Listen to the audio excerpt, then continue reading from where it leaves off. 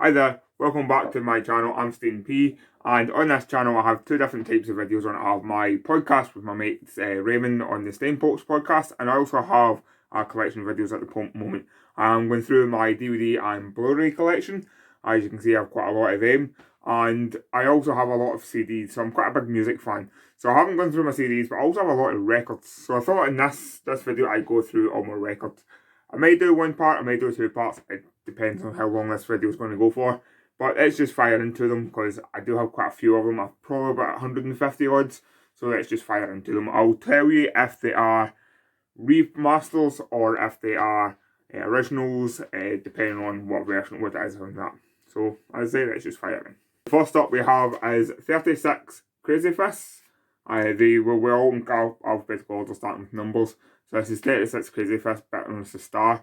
I love this album, it's a great album. It's a reprint obviously, 2002, but it was, I don't care what it doesn't say, it was originally released in 2002, but it's a reprint in 2017. So this guys, I love this album. I've listened to this album quite a few times, especially on this vinyl. It's been listened to a lot, and I like this album. So it's another reprint, but well, it was first brought out as a remaster, but it's a first release of Aaron Lewis Sinners. This is the guy from Stean, the band which sings It's Been a While. This is his country album, and it's a really good album. I really like this album. My fiance likes this album as well. That's half the reason I bought it as well. I've got a few albums in this collection that isn't just mine, that is actually hers, and some of the albums are just 100% hers, and we'll tell you when I get to them. ACDC, Highway to Hell. Great album. This is original release, German release. I love this album. Great album. Another ACDC this time. This is If You Want Blood. Another original. This is the original live album. This is probably my favourite ever live album. Ever. I love this live album. It's great. I love that a lot. I love the If You Want Blood that live album that much that when I first got into records I bought this. This is the remastered one. This is a really old remaster. This is a 2003 remastered. So in 2003 they weren't doing really good records. Records weren't really great in 2000, especially when they were remastering them. Really, plus it was cheap. They didn't sound great, and this is one of them. This is one of the worst records I own, and especially when I bought the original and compare it to the original, it is so much worse. I'm one of those people who keep my records, and I keep it just so I can compare and tell people when people want to argue or disbelieve me that the albums sound completely different. The albums sound so bad. Next up is an album that I got from a record shop that's not longer open. The guy gave me their album, said, go listen to this album. If you don't like it, bring it back in, you don't need to pay for it. If you like it, just bring in the £8 it was. I was like, cool, because I told him I liked new metal. I was looking for some new metal.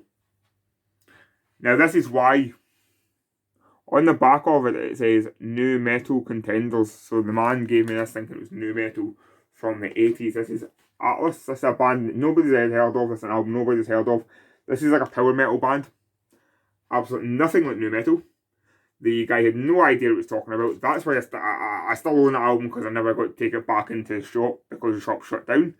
And so I just managed to keep the album, and I've listened to it a few times. I've appreciated it more and more. Whenever I listen to it, I appreciate it a wee bit more. But it's not a good album. But it's an album if you've never heard of. I suggest if you look at it, if you're into power metal, check this album out. Up next is Alice Cooper, Killers. I own a few Alice Coopers, so we'll just follow through the Alice Coopers here. So this is Alice Cooper's Killers. Alice Cooper, The Early Recording, School Days. Alice Cooper, $1 Million Baby. I really like this. I got this at a charity shop. It looks like a wallet, and it's got the money poster still inside. It's really cool. And last Alice Cooper is Trash. Now, the very first, I'm not going to go through my singles in these, but my very first single I ever bought, the very first record I ever bought was actually Alice Cooper single from this. It was Poison, the single Poison from this album. It's Poison and Trash on the album, on the double-sided, and this is why I had to buy I like Alice Cooper. I had to buy this album just for that reason. Next up is Audioslave. This is the debut album for Audioslave. I love this album. Last year, at the beginning of last year, right at the beginning of 2000, I got right into this album. I listened to this album about 100 times, probably. This was like my top second favourite album, I think it was, on my Apple 2000 review, and it's because I couldn't get enough of it, so I had to buy an album, and I've listened to the album about the same amount of times. I love this album, it's a great album. Up next is another original. This is Anthrax. This is Spreading the Disease.